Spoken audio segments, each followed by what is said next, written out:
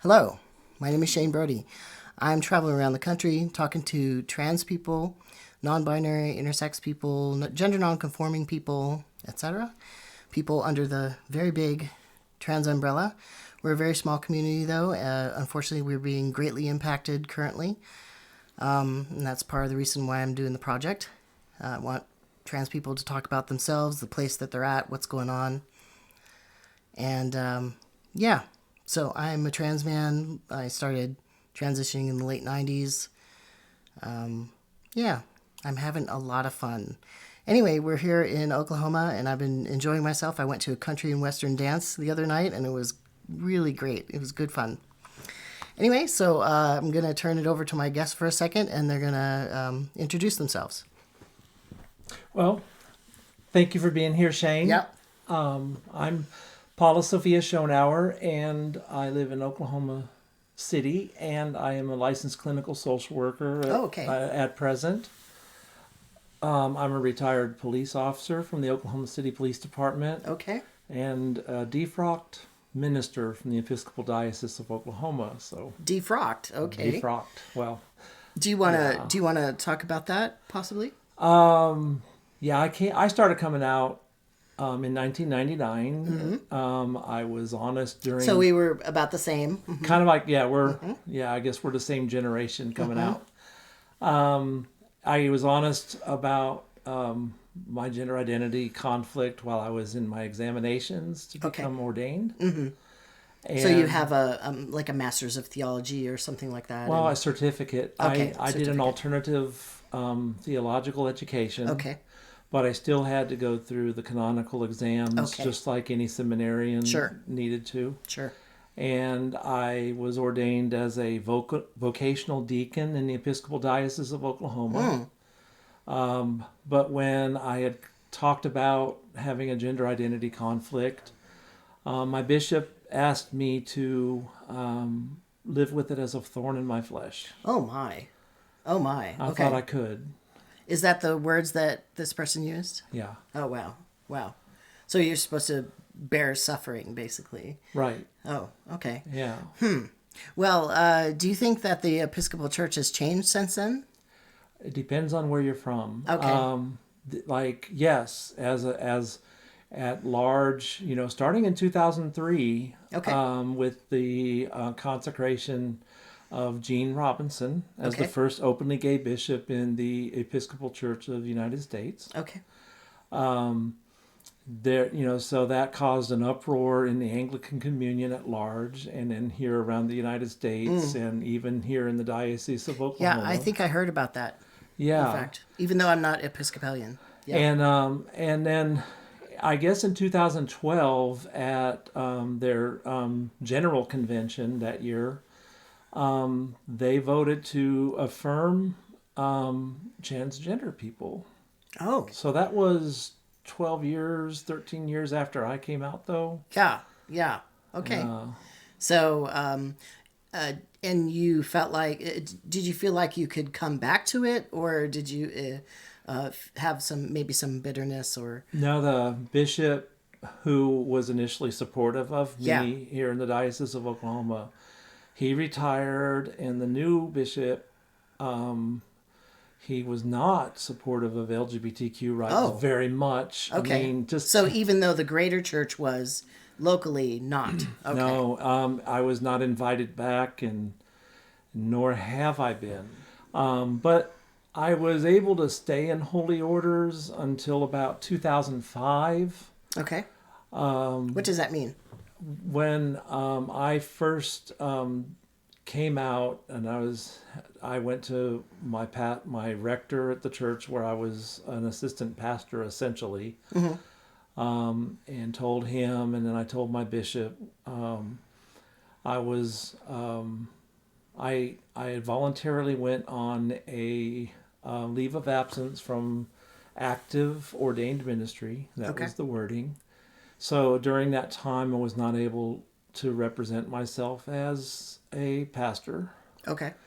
Nor could I conduct any kind of liturgical function as a pastor, nor could I wear a clerical collar. What could you do? be a parishioner, basically. Okay. Um, okay. Welcome to the church. I don't know. Right. Something. and yeah. And so I tried to do that. I was still required to go to clergy conferences, and every time I showed up, there was some kind of news thing about me on this one website, a blogger named David Virtue at the time. Was that somebody who was part of the church who was kind of stalking you? Because it seems that's I kind of don't know stalking. about stalking. It sounds like it, though. He was following me. Okay, following, stalking. Yeah. Yeah, and then being very not necessarily representing the truth and not knowledgeable about gender identity issues. And inevitably, whenever I participated in something at the diocesan level, someone leaked it to him. He would write a story about it. What an awful person. Making fun of me and, talking about, well, maybe Paul could marry himself at some point and stuff like this. And then when... It's kind of like grade school humor there. Yeah, and it kept the pressure up, and it kind of leaked out into the Associated Press. Really? Did a story. I was national news briefly in 2001. Oh, for a terrible reason. More because I was a vocational deacon.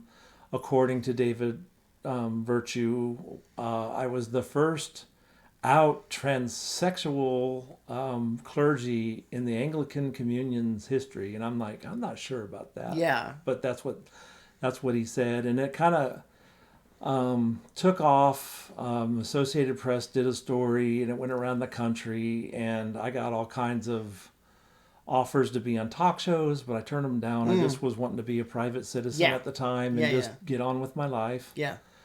And then after Gene Robinson was consecrated as the first openly gay bishop. And that was just a couple of years later. 2003. Yeah. And the backlash in the Diocese of Oklahoma was intense by some of the parishes here. And after Bishop Moody at the time had defended his support of Gene Robinson, he didn't have energy for me. And I performed a spoken word poem at a church that was not an Episcopal church, and it was videoed, and someone wrote a story about it in a local online magazine. Was it have some LGBT content in it or something? Oh, yeah. Yeah, okay. The poem was about the scripture, because the pastor had asked me to do this because I've done spoken word over the years. Yeah. Even competed at the National Poetry Slam at one time. Oh, okay. And he had asked me to write a poem about the scripture on where Peter tries to walk on the water and falls. And so the poem is basically about that, about how LGBTQ people, when they're in the church, try the best that they can to walk on water, be as perfect as possible to overcompensate for what they feel is a deficit in their character oftentimes. Right. And any sort of deviation from perfect, people will point out really strongly, I bet. Right. Yeah. Well, this my performance of this poem got back to Bishop Moody. And I got a letter from him asking me to renounce my holy orders. Oh, my goodness. Because I had... For a poem. Yeah. Okay. All because right. I had violated... I had represented myself as active clergy. Moody is moody. Yeah, I guess so.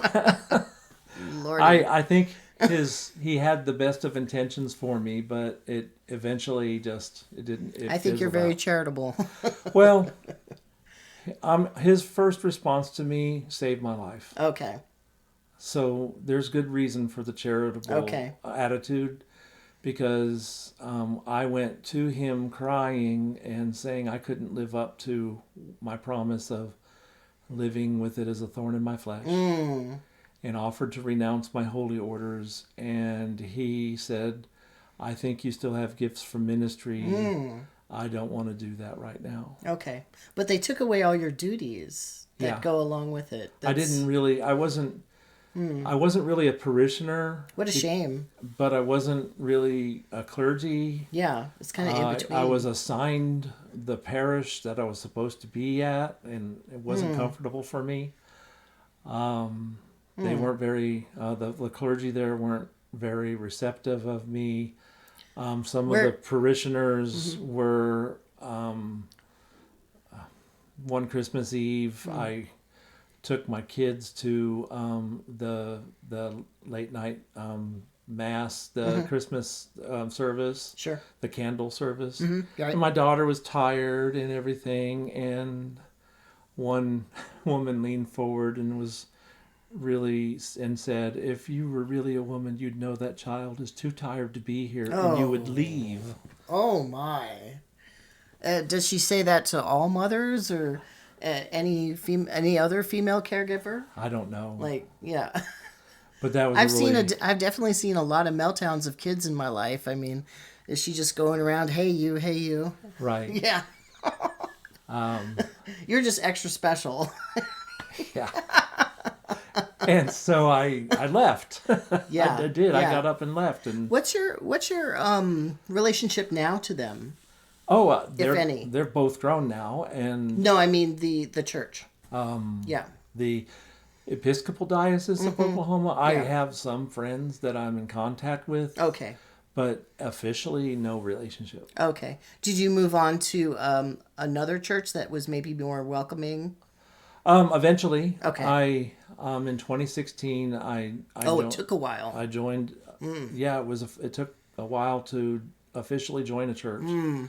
I joined a Church of the Open Arms here in Oklahoma City, which is a UCC, United Church of Christ Church. I love UCC, which is very open and affirming, and I've been somewhat active there since I've been attending with my wife. My wife has gone to seminary and has been ordained as a pastor in the UCC. Yeah. Oh wow! So sounds like y'all need your own church. Well, that's really not our intent. Yeah. Pam's not called to congregational ministry. Sure. She's more of a spiritual director type and a chaplain, and that's how she expresses her calling. Oh, good. Yeah, chaplaincy work is so difficult and so needed. Yeah, and she's so good at it. Really, really good at it. Great. Yeah. Let's see. So thinking about the other aspects of your life, you mentioned that you're a police officer. Retired. Retired. How does that fit into all this? You're very complex. I am. Well, there's I was raised in a home that wasn't very stable and accepting and very dysfunctional. And I was kicked out of my house by my father when I was 18, right before I graduated high school. And I went to my first semester of college and ran out of money. And so I enlisted. Yeah, it's amazingly expensive. I enlisted in the Army. Oh, yeah. That sounds like a familiar story. Yeah, and I didn't do that, but I had a lot of friends who did that. Yeah. I went to infantry school, and I was intent on becoming an airborne trooper and all that stuff. Yeah. And then while I got my bonus from enlisting, paid for my second semester of college because I was on a delayed entry. Okay. And once, while I was in my second semester, I applied for an ROTC scholarship. Okay. So you were really going for officer? I wanted training to pay for school somehow. Yeah. And while I was in my basic training and advanced individual training in the Army, I got the scholarship. Oh, wonderful. So after I graduated from my... When was this, by the way? The 80s, This was 1985. Oh, okay. When I graduated from my infantry school, I accepted the scholarship. I got discharged from active duty, went back to school, and for 3 more years, and then graduated in 1988, and was commissioned and went on active duty again. Great. As a field artillery officer this time. So, and then during that time that I was on active duty, I was deployed during Operation Desert Shield and Storm. Oh, yeah. And so I was involved in that, the first Gulf War. Yeah. Did you see all those fires that were set? Oh, yeah. Yeah, wow. I've seen, obviously I've seen some pictures of that, but I can't imagine what it would have been like to be on the ground to see that. I don't know.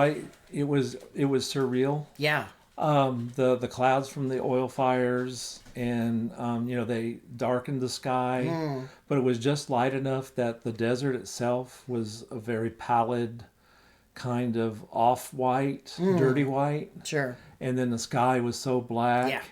And it Did just, you feel? Oh, sorry. It felt otherworldly. Did you feel ill from that at all? Because I know a lot of vets did. Yeah. I got oil rained down on us and stuff. Yeah.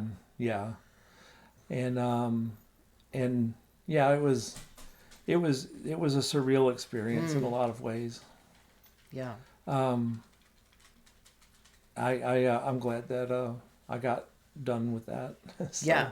Did you just have one tour of duty or something, or? Well, once I got home, my son was born while I was over there. My first child. He was almost 7 months old when I got home. He was born while I was over there, and when I got home, he was almost 7 months old. And oh, that's terrible. And sorry, I don't mean to impose on you, but I feel for people who miss those first few months of life. Did that feel like a loss to you? Yeah. Yeah, yeah. I missed his birth. Yeah. I missed him being very small. I was worried that he wouldn't bond with me very well. All these kind of things. Right. It turned out not to be an issue. Yeah. He loved me from the get-go. Right. And older children who are adopted also bond, etc. It might take a little bit longer, but yeah. Yeah. Well, we hit it off right away. Yeah, great.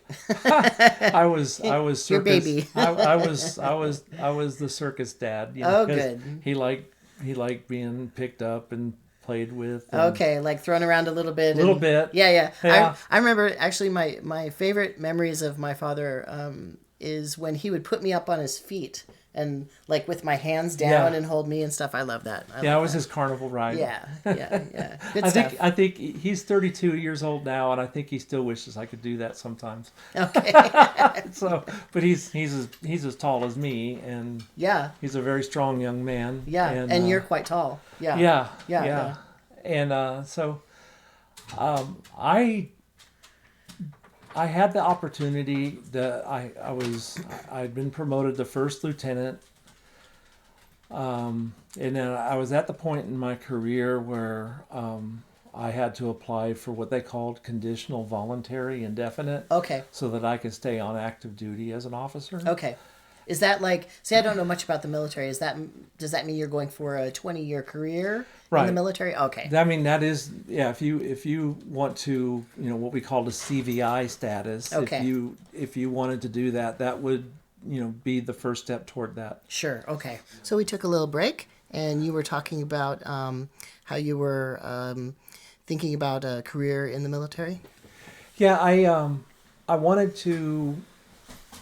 I was thinking I wanted to be more present for my son because my own father wasn't very present for me. Okay. And I had always been aware of having gender identity conflict since I was very small. And at that point in my life, I blamed my gender identity conflict on my father not being very involved with me. And so do you still feel that? No, the case? It's different. It's more complex than that, but that's what I thought at the time. Okay. And there was a lot of, I think, propaganda about stuff like that too. Like, it has to be some sort of upbringing that created you or something like that. And it's not really like that. Most every person I've ever talked to talks about an innate feeling. Yeah, of course. And but at the time, I was reading about why, what causes young men to be gay. Oh, okay. At that time. And once again, it's that similar kind of line that, they were raised a particular way, when actually sexuality is, once again, an innate quality. Yeah, so I actually got one of, the men's movement in its first iteration was going on at that time. What is that? The men's movement at the time, it all started with Robert Bly's book, Iron John. Oh, I remember that. Okay. And so I got that and read it. I actually liked the first iteration of the men's movement because it's not what it became. Okay. Yeah, now it's super angry. The red pill crowd. It's super angry. Yeah, it's very misogynistic. Yeah. What I remember of early men's movement stuff is like men who were would go and they would be in divorce proceedings, and they were considered the lesser parent. Right. And so that was an issue. And that's a really valid issue. It is a valid issue. Because sometimes the father is the better parent than the mother is. Mm-hmm. But the judges would often give the female custody like vastly over. Almost as default. Yeah, exactly. Mm-hmm. And so that was a really good issue that they brought up. Yeah. And then not only that, but it was also, some of it was looking at issues of, analyzing things about how, men look at women as sex objects, mm-hmm. and many women look at men as success objects. As providers. And they were, mm-hmm. the people at least that I talked to at the time were very aware of how men were trapped in certain gender roles and expectations. Right. So in a way, it's an extension of feminism. It was, in a way. Yeah. In a way. Definitely not that way now. It's anti-feminist. I don't like what it's become. Mm-mm. It's not even the same thing. No, it's not at all. And then so at that time, I realized I want to. One of the things that Robert Bly talked about, and one of the things that in a book called Fire in the Belly. Okay. I forget the author's name, but I read it. That was very influential to sure. me. That boys don't become, good solid men without the active intervention and support of other men. Mm. Which makes sense. Mm-hmm. I still think that's true. Okay. And I think human flourishing just depends on having decent parents. It does, and they can be any gender. But because there's a lot of single mothers who have raised very good, strong men. Yeah. So and there are non-binary parents out there. And, Mm-hmm. But I have heard people raised by single mothers who are very strong, but have that hole where. They wish that there was a strong male figure in their lives that was, active in helping them figure things out. Mm. So, it's, and I didn't want that for my son. Okay. And so I left active duty. I did not apply for my conditional voluntary indefinite CVI status. Mm-hmm, mm-hmm. And I left the military in late 1991. When we came back to Oklahoma City, the area, we lived in Norman at first. Can I ask you a question? So it seems like with the military, they don't want to let people go a lot of times, especially if there's a active conflict and that sort of thing. So did they offer you like big bonuses? Oh, no. After Desert Storm, they were actually trying to reduce the forces. Okay. So there's what they call RIP.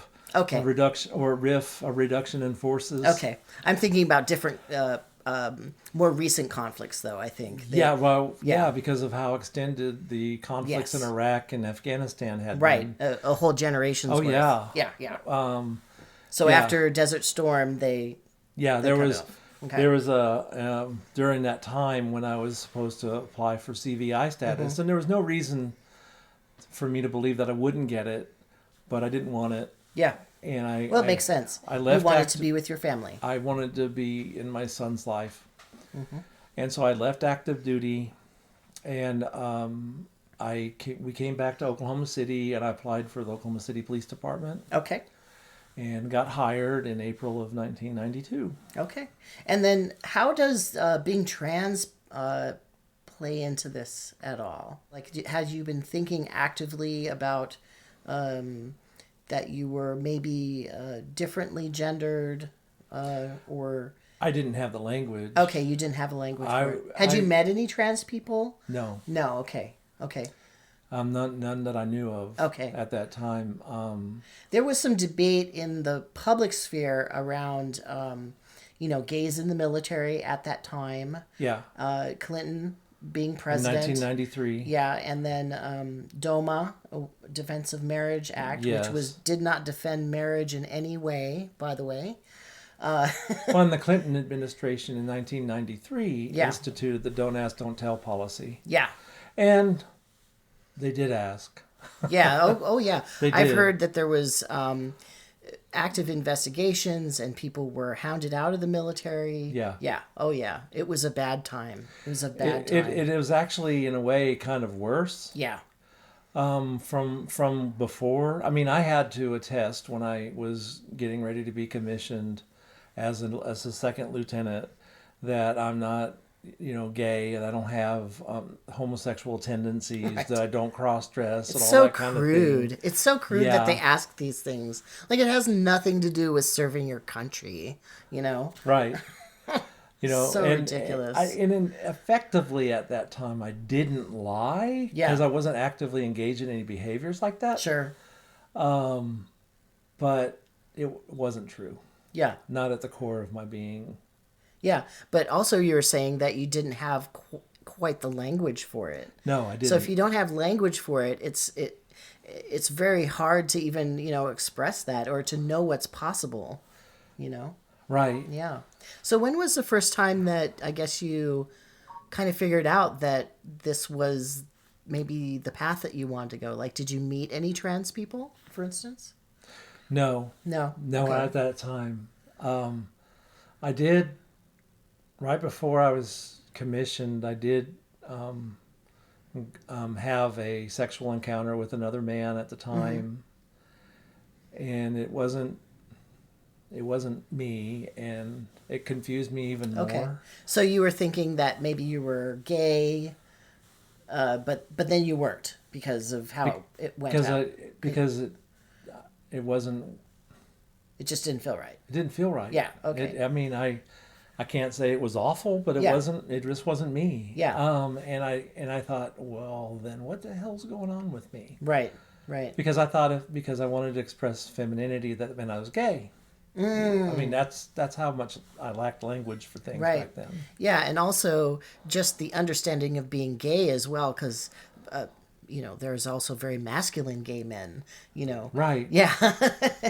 Right. I'm not trying to put that on you, but that's that's where the culture was. Right. And that wasn't that long ago. No, about 30 years ago. Yeah. Yeah. It seems like it was just not that long ago. It seems like a long time ago in some ways, and then not long ago in others. It seems really crude. Yeah. But unfortunately, I think we're kind of going backwards and going back to that, which is weird. I think that they're trying to do that. Yeah. It's weird to make some progress and then to go backwards. I don't understand it. Speaking of that, so when did you finally, I guess, decide to transition, and how did that work out for you? Like, well, the first time I met a trans woman, besides someone who was a sex worker, because once I was out on the street as a police officer, I did encounter a woman who I later can't come to understand as trans, who was a sex worker, and she terrified me. Oh, wow. Because she was beautiful. Yeah. And it was one of those things where I'm with my field training officer. I'm a rookie, and this person was being busted for offering to engage in a lewd act, soliciting. Sure. And then my field training officer, when we pulled up to pick her up, he told me, "Well, search your prisoner." And I went, "Well, that's a woman. That's a female. Shouldn't we get a female officer?" Because that, we had policy at the time that females search females, and males had to have a strong justification to search females, like if there was a indication that they had a weapon and might be actively dangerous, right? Okay. And I'm like, "I'm not supposed to search a woman." And he goes, "That ain't no woman." Okay. And I went, "Oh." And then, so I did what he said, and it was just awful. He had some kind of like... So you felt bad doing it? I felt bad. It was like he had a perverted or a prurient interest in my reaction. And boy, he got the reaction that he thought. Right. It freaked me out, because not so much that she was trans, although I didn't know I didn't even have that word transgender back then. But I felt like I was violating her. Right. Yeah. So, and you were at that time, right? Not to put that on you, because it was a different time and a different circumstance, but your fellow officer was forcing you to basically... I felt like I was violating somebody her. else. Yeah. And even if it was by policy and by law, not. Right. I still felt like I was. But there's also the human factor, Right. Yeah, and you had a good instinct there. You were feeling, that this person needed more humanity than they were being given. I did. Yeah. I did. Yeah. So bless you for that. Yeah. Well, thank you. Yeah. My field training officer later on that evening did get on to me about, you were too nice to that freak. It was his word. Right. I'm like, okay. He was just being professional. Yeah. But I don't know. That was awful. Okay. But so you did meet a trans woman, and then what did that kind of cascade into you thinking about yourself or doing some research? Well, I ran into her on a call. Okay. Another one. Because her house had been burgled. Okay. And I was taking a report, and I was kind of reading her, but not really, because her voice was a little deep and everything, and it was obvious she was wearing a wig at the time. Okay. And when she gave me her ID, at the time, the way that the law stood in Oklahoma, she had a driver's license that was a picture of her as her male self with her dead name. Okay. All that. And that was her legal driver's license. But she had also got a state ID with her as how she was living as a woman. Oh, interesting. And I've never heard of that, of two IDs. With her still legal name that ended up being her dead name, because she hadn't had her name changed. Sure. And she gave me her state ID, and I was looking at it, and I saw the dead name and the male gender marker, and I went, oh. And then she just looked at me and she goes, "Yes, I am a transsexual woman." Yeah. And I went, "Okay." Mm-hmm. And she goes, "Okay." And I went, "Yeah." And then I took the report. I gave her, what we called a citizen's assistant form with my name and badge number and all that, which we're supposed to do. Not all officers really do it. Oh, okay. But I've never heard of that, so you're probably rare in doing that. So she ended up calling into the office, and I'm telling my lieutenant that wanted to thank Officer Schonauer for being so courteous on this call. Oh, that's great. That's great. Yeah. Yeah. And then promote good behavior. Yeah, we ended up. I would see her because she lived in my patrol district, and I would see her out and about sometimes, and we ended up meeting for coffee and becoming friends. And that started the wheels turning, because through her I met, she was retired Army. Oh, great. And that's one of the reasons we became friends, because she was a survey officer for an artillery officer. Okay. Artillery unit. Okay. And so you had a lot in common there. Yeah, we did. Yeah. And then one of the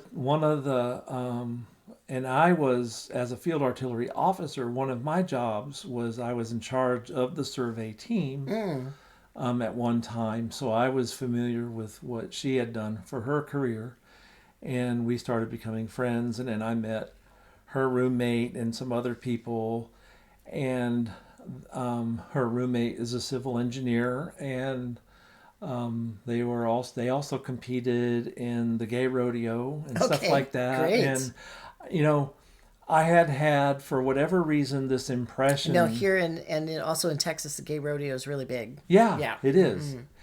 And I had this impression that anyone who was trans was like that first time I saw a trans woman. They had to be sex workers to get by, and I just couldn't apprehend that for myself. I'm like, oh my God, if I try to express myself, that's what's going to become of me. Yeah. And that sounds judgy and awful right now. That's not my headspace now, but that's what I thought back then. Yeah. Also, it is work. It is. There's a lot of discrimination against particularly trans women. So it is work that sometimes they do for survival. Sometimes it's a choice too, because, they can make quite a bit of money versus, like working at a fast food place, for instance. Right. Yeah. Although it is, can be quite dangerous, obviously. It is. Yeah. Obviously. And one of the things that I would tell myself after I met the first person, and then because I was in a hyper-masculine environment, because my military and law enforcement was a kind of a flight into hyper-masculinity. Right. And I really started feeling more dysphoric than I ever had. And one of the ways that I would hold my dysphoria back was tell myself, if you let it out, you're going to end up being like that one gal that you had to arrest that one time. And I don't want to be working the street. I don't want to do that. Even though I felt sorry for her, I didn't want that life. And that's what I thought would happen to me. I would just lose everything and then drop down to that. Yeah. And that does happen. That does happen. And so I can't say that wasn't a real fear, but it was really judgy on my part to assume that that's what would automatically happen. Right. So when I met this one trans woman and her roommate, and saw that they were, struggling in ways, but they were professional. Yeah. And also they were relying on each other. And law-abiding and had a little community. Yeah, chosen family. It became really difficult to hold dysphoria back at that time. Okay. So you saw what you at the time considered a more positive example, and then you just can't hold it back anymore. That if I came out, that the bottom of my life wouldn't necessarily drop out. Okay. Yeah. Okay. But I still took a long time. Yeah. After that. Yeah. Sometimes it takes a long time. It took me a long time too. Yeah. First trans man I met was, I think, when I was 20 or 21, and it was when I was in a lesbian space, but there were some trans men who were still connected to the lesbian community. Right. And because they had been long-term like partners or something like that. And I was shocked. I was like, wow, there's this really handsome man here, and he's got such a nice beard. What's going on here? And I just kept watching him. And then somebody mentioned that he was a trans man, and I was like, what? That's possible? I didn't even realize that was possible, Yeah. Yeah. And I was living on the coast in a city, and I still didn't know. And then it took me almost 10 years to finally do it. Yeah. Some people's process is just longer. Yeah. It took me 9 8 more years to really. That's about my timeline get as well. to it. Yeah. By the time, during that time, I was in a ministry formation process. Right. I was ordained. You were a parent. I was a parent. Yeah. And in 1998, my daughter was born. Right. And I was very gender dysphoric at that time when she was born. And at that time, I was also competing in martial arts quite a bit. All right. Yeah. Yeah. Getting beat up more than I beat up. But still. I just met a trans woman down in Tyler, Texas, who does MMA and I think jiu-jitsu or something. Yeah. I was like, Yeah, from like 1994 to through 1999, I was really involved in the martial arts community. Even had my own school for a while. Oh wow! Wow. Through 2000. Wow, you had your own school. That's pretty amazing. Yeah. Wow. Yeah. You must be really good. Well, I was teaching kids in a really, rundown neighborhood, and I was trying to use it as a youth program. Oh yeah. To give kids an alternative to joining gangs. Right. Yeah, I saw something similar. The YMCA and YWCA often have programs like that. Like they'll bring in experts. Like they brought in, I was in the Bay Area, and they brought in experts like from UC Berkeley. Yeah. Who taught like Olympians and stuff. Right. But then they would come to the YWCA or YMCA and teach kids who were really low income. These kids were so low income. I watched this one boy doing Shaolin style, which is very fluid and dance like and beautiful, absolutely beautiful. And he had all of the moves down. And I looked at him closely, and his socks were just filthy and had huge holes in them. Yeah. I mean, they were so threadbare, and I was like, wow, this is quite a thing right here that's going on. This is great. Well, then that's how a lot of my students were coming in, and I raised money to get them uniforms and equipment. And you're doing the good work right there. Yeah. Yeah, you might not have been doing it in church, but you were doing it in your community. Well, I did bring my church into it. Oh, you did? And great. My was this before being defrocked? I came out. Okay. Yeah. Before I came out. They were very supportive and helped donate some money to buy uniforms for my kids. Yeah. And it just took off. I only had 6 students to begin with. Yeah. And then all of a sudden I had 30. Oh, wow. I mean, it was, wow. That's a lot. Yeah. Yeah. Wow. It got very popular all of a sudden. Yeah, I bet. I bet it did.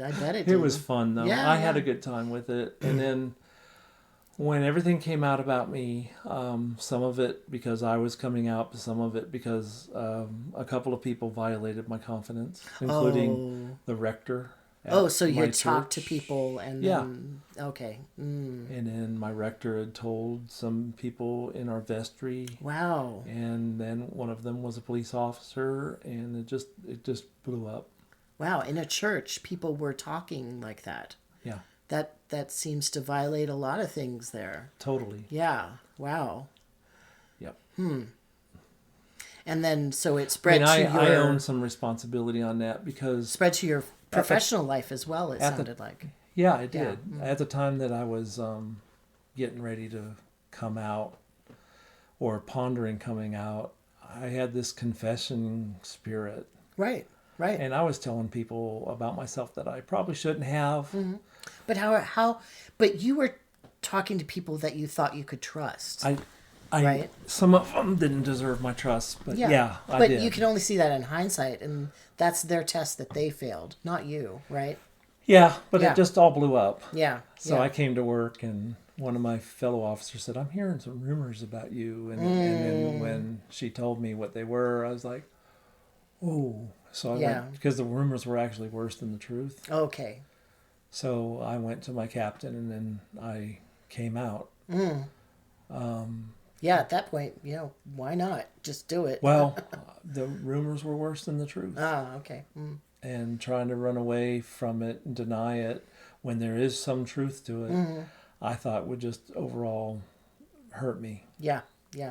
That's so awful that people did that to you. So I preemptively set the record straight. Yeah. Yeah. And I hadn't, at that time, I hadn't fully decided to transition. Okay. Oops. I was still wondering what I was going to do. Yeah. And then some of the trans community was not very supportive of me because I'm a big person. I'm tall. I was a big man. Mm-hmm. And people were telling me, "Oh, you can't pass." Oh, okay. Blah blah blah blah. Right. And passing used to be like, that's how you knew you were trans, if you could pass or something. It was like a goal. You know? Yeah. So I went, well, I'm just going to be me. Mm-hmm. I don't know what gave me the fortitude to do that. Right. Sometimes desperation gives you the fortitude, too. Yeah, and then plus people leaked things to the media, and I was getting media requests, and I avoided it. You mean like local media? Yeah. Okay. Yeah. And like you'd want to do that, like. Because you just had people in your community that you thought you could trust violate your trust, and then you're getting media requests. That's terrible. Right. That's in fact, terrible. One of the reporters that was calling outed me to my brother's kids. It sounds very tabloid. It kind of was at the time, and which I didn't appreciate because I hadn't come out to my whole family yet. So a reporter did that? Uh-huh. Wow. Because my nephew answered the phone, and the reporter, who I still remember her name. Okay.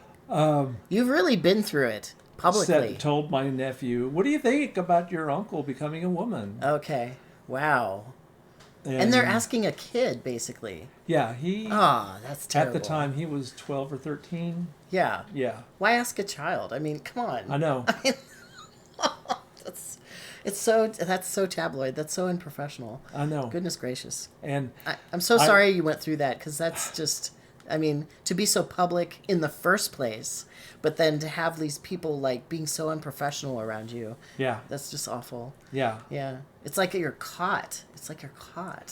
Right. Ugh. So I didn't know what to do except just, okay, so I'm going to be public about it. So screw it. I think there was, for several years in Oklahoma, I was the only Oklahoman who was transgender. You were the transgender person. I was the face.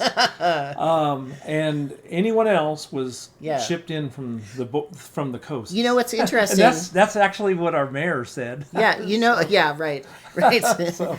Although you're a beacon, and all those people from the coast are trying to get towards you. Yeah, you're so bright and brilliant. Yeah, all those people at the Pride Parade, they just ship them in. Right. They're not from Oklahoma. I mean, we don't grow that kind of thing around here. Right, exactly. Right. Bullshit. Yeah, right. And so, being this face, I just kind of fell into you're still kind of the face, because when I asked around about people to talk to, people mentioned you. Oh, really? Yeah. So you're still kind of the face of okay. it. Yeah. So I'm not out there as much as I used to be. I mean, the young people are taking over the movement, and that's good. Sure. Mm-hmm. I mean, the movement's different than when I was really active. Right, and they have the energy for it, and they have different ideas too, which is great. They do. Yeah. And they're challenging the binary. Yes. Which needs to be challenged. Right, and talking to the legislators, and thank goodness. Woof. Yeah. Yeah, I did that early on too. Yeah, and I would be laughed out of the office by some. Actually, have good conversations with some others. Yeah, I mean, with your background as a police officer and in the military and stuff, it seems like you could be a bridge to talk to some people, particularly conservatives. I would think. It helped that the month before I was out as trans. I got an award for Police Officer of the Year. There you go. And I got an award from the Department of Justice for community leadership. There you go. Some of it because of my Taekwondo school that I started. Right. Some of it because I'd worked a lot with the Asian community here, and helped identify the Asian gangs in Oklahoma City. Okay. Mm. And in the 90s, they were doing a lot of home invasion robberies. Okay. Mm-hmm. And they're pretty vicious. Okay. Mm-hmm. And then I helped solve a couple of cold case homicides because of the connections the people in the community trusted me and talked to me. Yeah. And so I got these awards. A lot of trust to do that. Yeah. So I was. They couldn't I went from hero to zero in 1 month. Right. So. They couldn't really turn you completely away, though. I mean, if you have all those accolades, did they turn you away? 'Cause no. I think that was one of the issues, because like you couldn't say I wasn't a good officer. Right. And so I really kind of feel like they were hoping I would eventually just hang myself. Just leave, or really hang yourself. Or just leave on my own. Really, give me enough rope to hang myself, kill myself. I mean, like literally kill yourself. Okay. Yeah. Wow. There were some officers that were very outspoken. Wow. And one printed up this letter and sent it all through the department saying, "Do us a favor, Paula, and get that gun back up to your head." Wow. Did you get internal affairs involved with that, or the union? I have no idea. Okay. Oh no, the Fraternal Order of Police tried to suspend or expel me from membership. Okay. All right. At first. Okay. And they were. I heard that's, they were going to vote on it, and I went to that meeting, and in front of me, they didn't do the vote. All that stuff sounds like they're threatening your life, and if you're a police officer, that's really that's I didn't something I would take really seriously. And in that same letter, get that gun back up to your head. Yeah. It also said that if you know for your own good, don't ever darken the door of our lodge. For your own good. Wow. And so when I went to the meeting that I was supposed to be voted out in, at least that's what I was told, it was really packed. More so than most meetings were. Okay. And I was there, and I was standing there. No one would talk to me. And Did you go in spite of them? Yeah, I did. Yeah, great. I said, if you're going to vote me out, you're going to vote me out in front of me. That's right. Fuck them. Right, exactly. Fuck them. Yeah, totally. And then, for whatever reason, they did not bring up that agenda item. Cowards. Well, I also threatened. I said, I'll sue you and you'll lose your charter because I'm a dues-paying member. Yeah. And I am not the first transgender officer ever. Yeah. And the FOP and other police unions have dealt with this. Yeah, because at that time, I was what is known now as the transgender community of police and sheriffs. Oh, there's an actual... TCOPs. Okay, there's an actual organization. Yeah, so I'm not a charter member, but I'm an early member. Okay. Because it was formed by people around the country in the late 90s, early 2000. Sure. And then I came out publicly and started working as Paula on the street in 2001. And then so you were in uniform as a police officer as a trans woman. Yeah. Okay, great.